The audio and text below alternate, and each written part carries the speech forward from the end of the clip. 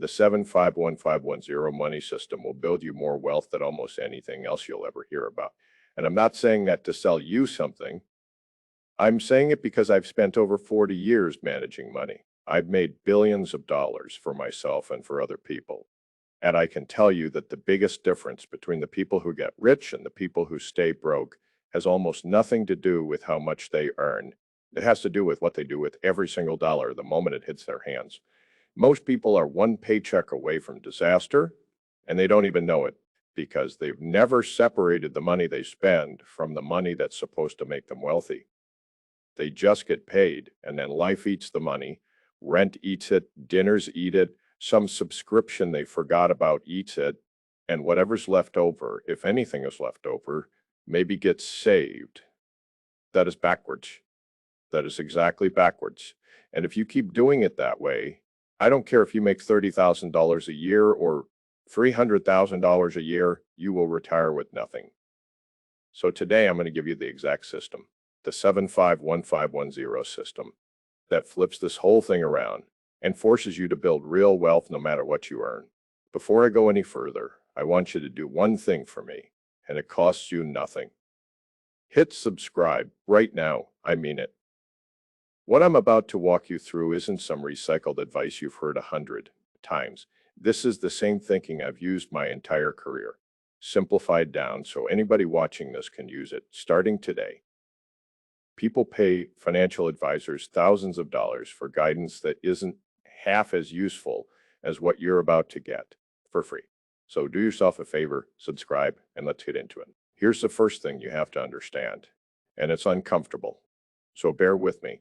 Most people don't have a money problem. They have a discipline problem.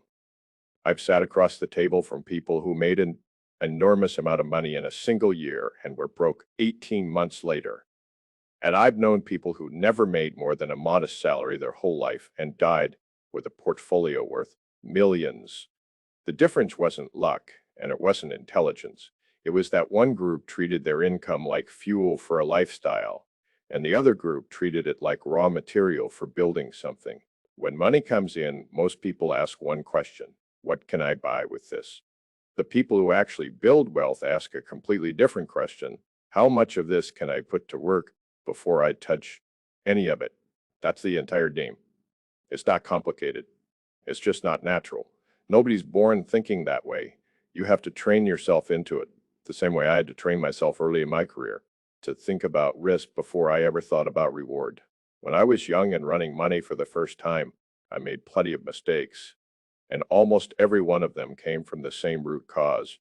I was reacting to what felt good in the moment instead of sticking to a plan I'd set up in advance.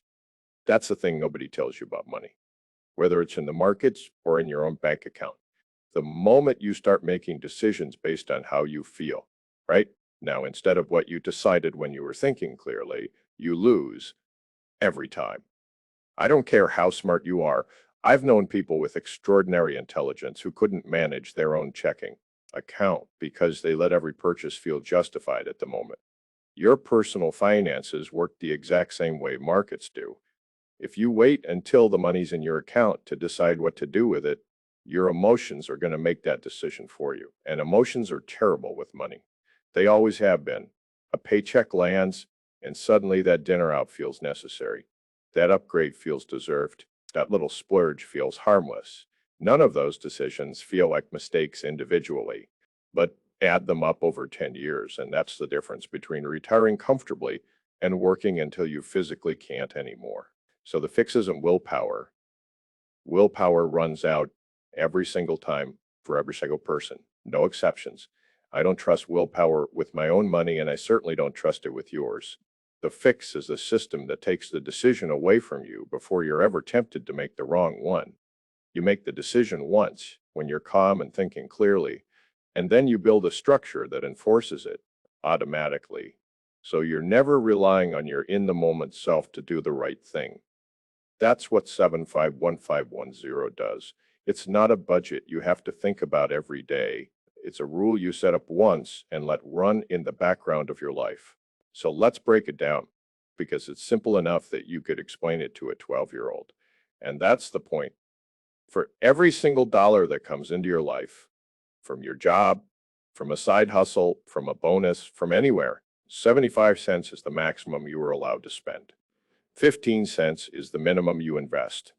10 cents is the minimum you save. Notice I said maximum on the spending and minimum on the other two. That's not an accident. Most budgeting advice treats saving and investing like an afterthought, like something you do with whatever scraps are left after you've lived your life. This flips it. Spending is the thing that's capped. Building wealth is the thing that's guaranteed. Now, here's how you actually make this work in practice. Because knowing the percentages means nothing if you don't have a mechanism to enforce them. You need 3 separate accounts, not 3 categories in one account, 3 actual separate accounts, ideally at different institutions, so it's a little harder to move money between them on a whim. One account is where your income lands and where your spending happens. That's your 75%. One account is strictly for investing. That's your 15%. One account is strictly for savings. That's your 10%. And the moment money comes in, you set up an automatic transfer so the 15 and the 10 move out immediately before you ever see them sitting in your checking account tempting you. This matters more than people realize. If you leave $100 sitting in one account and you see a sweater on sale for $90, your brain tells you, I have the money, I can afford this. You've forgotten that 65 of those dollars were never supposed to be yours to spend. Separate accounts remove that illusion completely. You can only spend what's actually sitting in the spending account because the rest of it is already gone, already working before temptation ever has a chance. Let me give you a real sense of scale here because I want this to land. Say you're bringing home $4,000 a month. Under this system, $3,000 of that is yours to live on. Rent, food, gas, whatever your life requires. $600 goes straight into investing. $400 goes straight into savings. Now say you're bringing home $40,000 a month. Maybe you've built a business. Maybe you're a partner somewhere. Maybe you've climbed the ladder for 20 years to get there. The math doesn't change. $30,000 to live on, $6,000 invested, $4,000 saved. What changes is the outcome. The person earning $4,000 a month who does this every single month for 30 years builds real wealth. The person earning $40,000 a month who never does this at all can go bankrupt. And I've watched it happen to people who by any normal measure should have been set for life. Income is not wealth. Income is only ever a raw material. What you do with it is what determines whether you end up wealthy or whether you just end up looking wealthy for a while. Now, I want to clear up something people get wrong constantly, and it cost a lot of investors a lot of money over the years. This idea that saving is what makes you wealthy. It is not. Saving protects you. Investing is what builds you. Your 10% savings bucket is not your path to riches. It is your insurance policy. It exists so that when life throws something at you, a car repair, a medical bill, you don't have to go into debt or sell an investment at the worst possible time to cover it. I've seen brilliant investors get forced out of great positions at exactly the wrong moment because they had no cash cushion and life came calling. Don't let that be you. A good rule of thumb is somewhere between 3 and 12 months of your basic living expenses sitting in that savings account. And where you land in that range depends on your life. If you're young, single, flexible, you can lean toward the lower end and put more weight on investing sooner because you can take on more risk. If you've got a family, depending on you, a mortgage, less flexibility, lean toward the higher end. But once you hit your number, stop adding to savings. I mean it. Stop extra cash sitting in a savings account. Past your cushion is money that's not working hard enough for you at that point. Redirect it into your investing bucket because that 15% and eventually more once your cushion is built is where your actual wealth gets created. There's another piece of this people overlook, which is that the 10% number isn't meant to be permanent. It's a floor, not a ceiling, and it's temporary.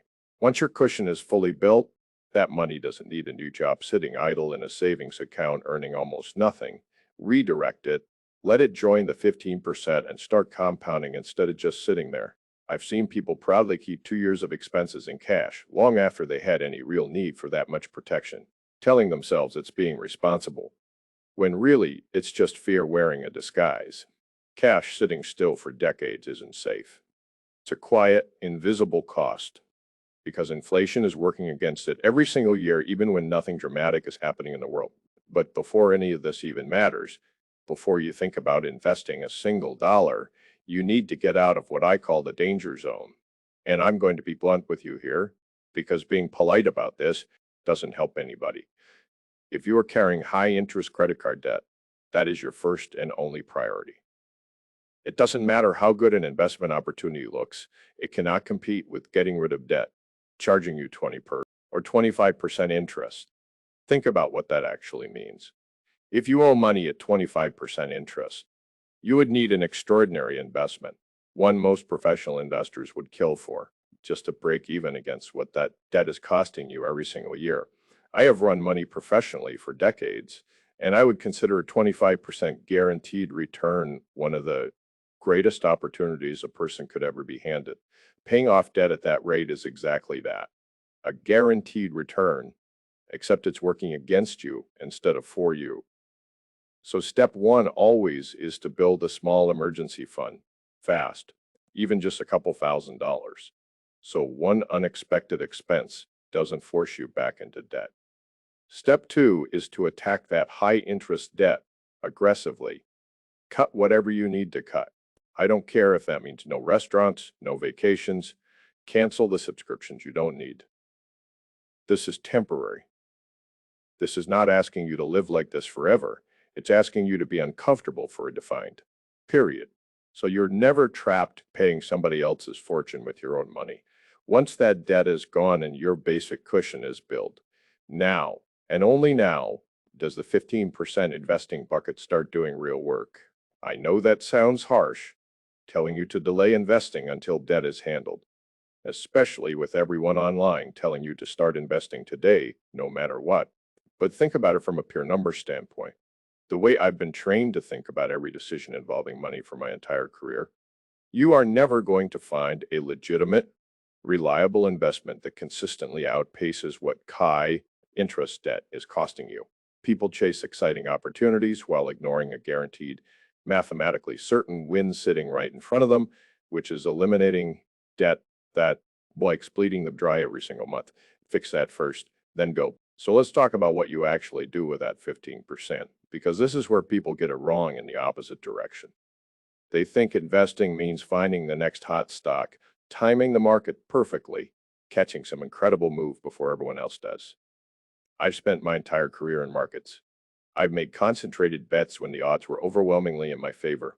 And I can tell you the single biggest edge most people have available to them isn't cleverness. It's consistency paired with patience. You do not need to be brilliant to build serious wealth in the market. You need to show up every single time money hits that investing account. You put it to work, regardless of what the headlines are saying that week, regardless of whether the market went up or down yesterday. This removes the single biggest mistake amateur investors make, which is trying to guess the perfect moment to get in.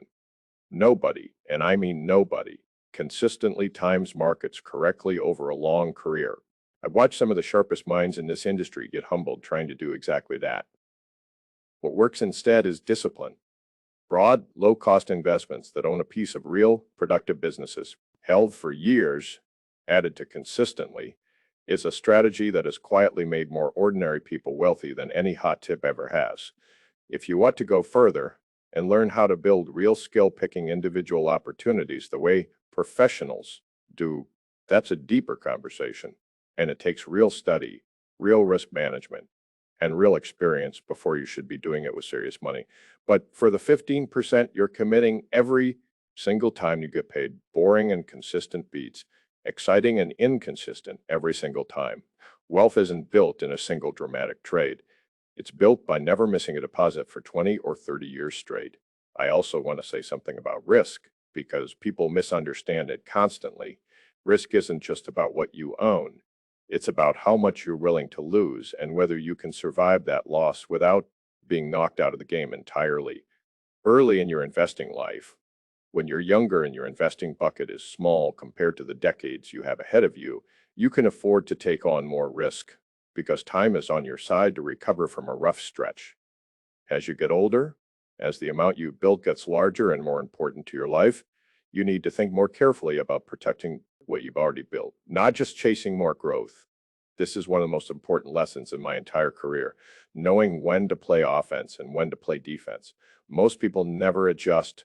They either stay too conservative their whole life and leave enormous growth on the table, or they stay too aggressive, right? When they can least afford a major setback. Your 15% should shift in character over time, even while the discipline of contributing it never changes. Now, here's a step people forget entirely once they start seeing this system work. And it's the step that separates people who stay wealthy from people who build it and then lose it. You have to protect what you're building. As your income grows, and it will if you're doing this right, your spending is allowed to grow a little too. That's fine. That's life. But your investing and saving percentages should never shrink. If anything, once your emergency fund is fully built and your debt is gone, you should be pushing that 15% higher toward 25, as high as you can comfortably push it. I've watched people earn dramatically more money over the course of their career and end up no wealthier than when they started, simply because every raise, every bonus, every windfall got absorbed into a bigger lifestyle instead of a bigger investing bucket. That's called lifestyle creep, and it is one of the quietest wealth killers there is because it never feels like a mistake. At the moment, it feels like a reward you earned, and you did earn it. But earning more and keeping more are two very different skills. On top of that, understand the basics of how taxes affect the money you're building, because the government is going to take a share one way or another. And understanding the difference between how your income is taxed versus how your investments are taxed can save you real money over the decades. You don't need to become a tax expert. You just need to understand enough to make smart decisions. And when the amounts get serious, know when it's worth paying a professional to help you keep more of what you built. There's a psychological piece to protecting your wealth that people underestimate too. The moment you start seeing real numbers build up in that investing account, something strange happens in most people's heads. They start feeling like they've already made it, and they loosen the discipline that got them there in the first place. I've watched this happen to talented people. Throughout my career, success can be more dangerous to your long-term discipline than failure, because failure keeps you humble and paying attention, while early success can make you careless, right? When you have the most to lose, don't let a good year convince you the rules no longer apply to you.